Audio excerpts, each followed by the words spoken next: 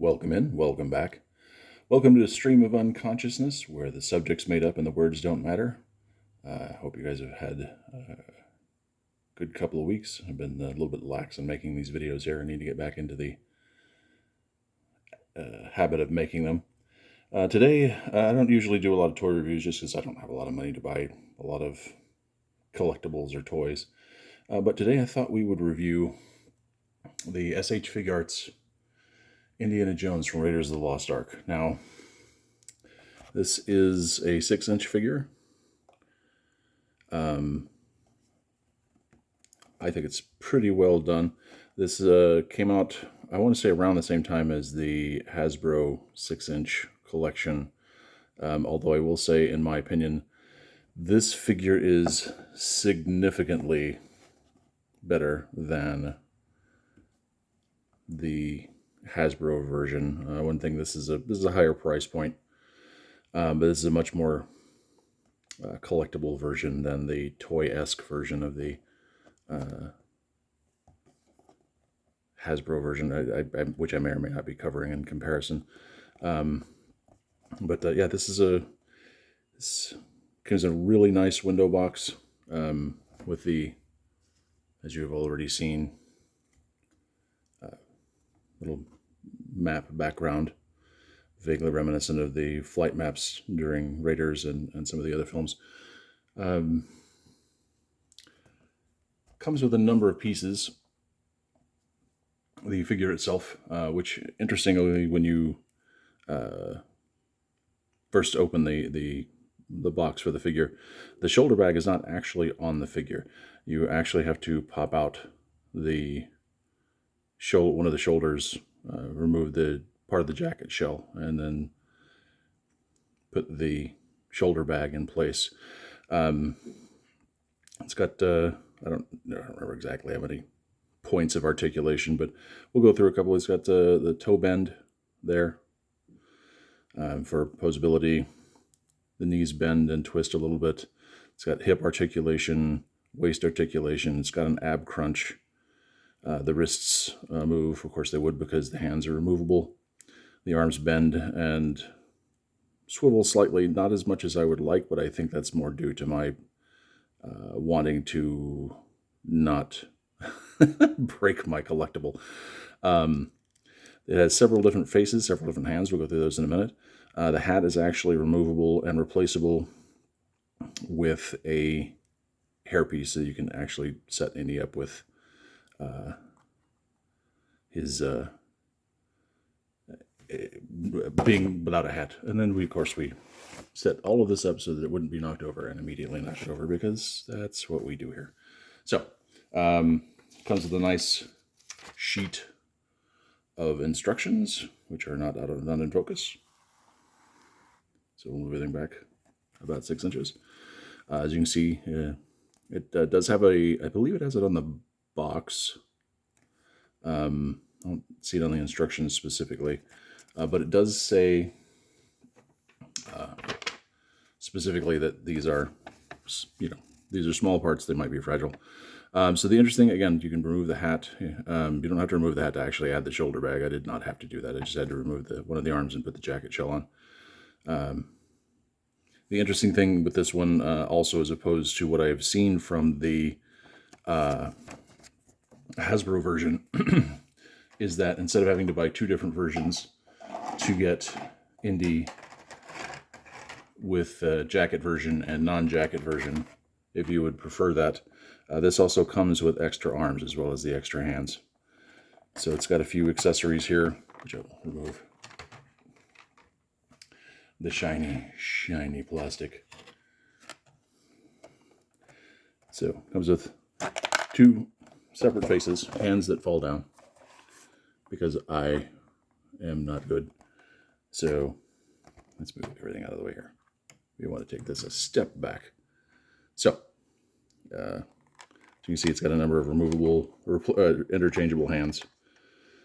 Based on, it's got fists, it's got a hand specifically for holding the pistol. It's got hands specifically for holding both the idol, the sandbag, and the medallion, Marion's medallion. Comes with the pistol, comes with the full extended bullwhip. As you can see, he does have the whip on his hip. That actually that little piece there can unplug if you want to pose the whip in his hand. And it has this tiny, tiny belt clip here to put in place so that he still has the loop on his belt while you are posing him with the whip. So as I said, it comes with 3 different faces. As you can see, this particular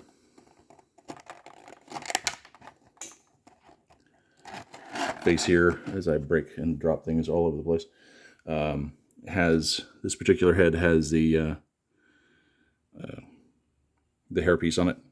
Now, in removing these, basically you just slide out. So it works the same way on the figure. This is the slightly smirking face, which I believe is probably, there we go, we'll get it, probably the best portrait. So compared to the other two are nice, but I think this is actually the best version of the portrait. You can see for the one that I currently have posed on him is a grinning Indiana Jones. It's still not bad, but I think the smirking one is probably the best. And I do have a problem. I do have there is one that is more aghast than smirking. There we go. It's a very good portrait. I think the non-smirking one is probably the best. Easy to remove, even on this. I would remove the head first, honestly, because that's just easier on the figure.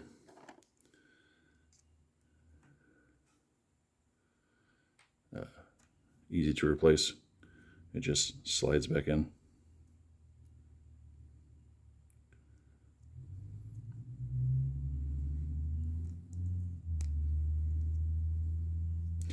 The hat is removable, supposedly. There we go. I'd never actually done that till just now. And obviously you can see why. If you remove the hat, you want to have the the extra hairpiece there. Personally, I prefer hatted Indiana Jones. So did Spielberg, so that's why Indy very rarely lost his hat.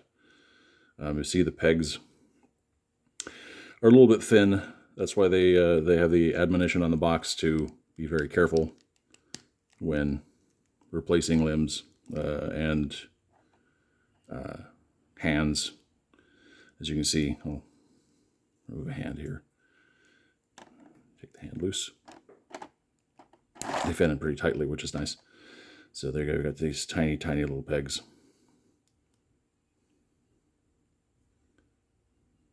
That do not focus because they are tiny. They're very tiny. So pop that back in there. So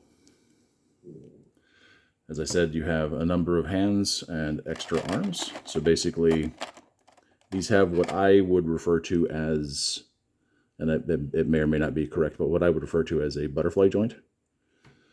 So has the extra shoulder bit there. You pop that into the shoulder there, and it has some flexibility this way. This way it can move up and down. It can twist. See, it's clearly got some nice tight articulation there. Make sure I don't put that back in backwards.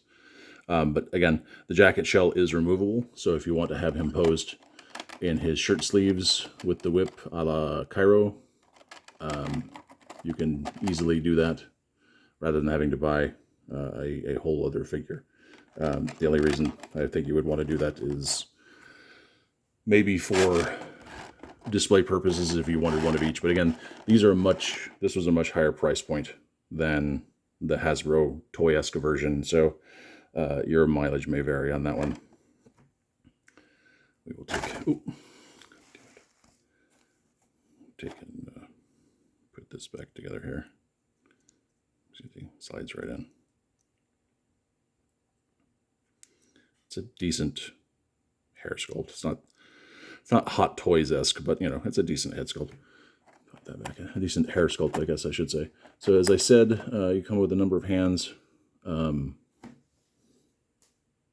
of which, while you're making extraneous YouTube videos, fall on the floor because, again, this is Stream of Unconsciousness, and you never know what's going to happen. But there is a hand that specifically sockets into the front of the face there to hold the idol, which I need to retrieve. And for that's a left hand, and for the right hand,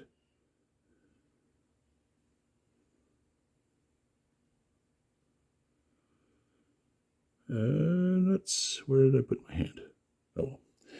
I put it on the figure because it looked nice. It looks nice as just an open hand. So technically, if you look at this particular piece, it has areas that are sculpted to look like fingers and his thumb. So you can actually take this and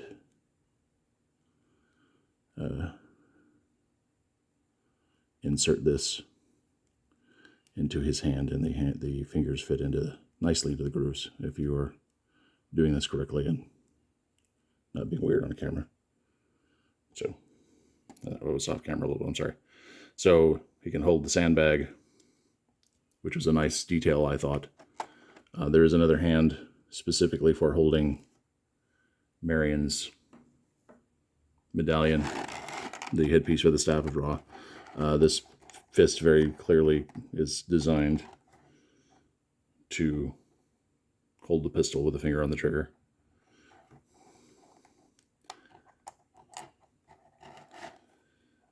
So that's the accessories. It comes with a decent amount of accessories. This is a really nice figure.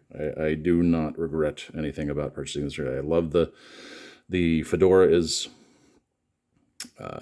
correct, which is something weird to say. I've noticed that Hasbro sometimes, not in the 6-inch figures that I noticed, but I noticed in the earlier figures that they did back around 2012, 2014, had a weird thing where, despite owning the license and being licensed directly from and supposedly approved by LucasArts, they all had a problem with the fedora, which was that rather than having the crease, which is correct, they all had drop tops, which was, I don't know who signed off on that decision. But if it's nicely now, some people would complain, I think, that the holster is just there. You can't actually put the pistol in it. I don't see that as a problem, because when I pose him for display, he's either going to be using the pistol or not using the pistol, and I don't need to have the pistol displayed with the holster open for any reason that I'm aware of. So there's no reason to necessarily have it that way. Again, it's got some good posability. I probably haven't put it through its paces as far as all the posability that it has, but it is a nice figure. I would definitely, again, higher price point, but I would definitely recommend getting one of these if you are an Indiana Jones fan. I think this is the far superior 6-inch Indiana Jones.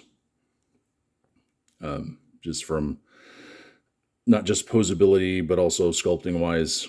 Again, I don't actually have one for comparison, and I might do that soon. But every Hasbro 6-inch Indy I've seen from the recent series, the portrait is off and the hat is bent in weird places. So this I think is the, if you're looking for the premium Indiana Jones version, 6-inch version to stand up on your shelves amongst all your other collectibles, I really think this is the one.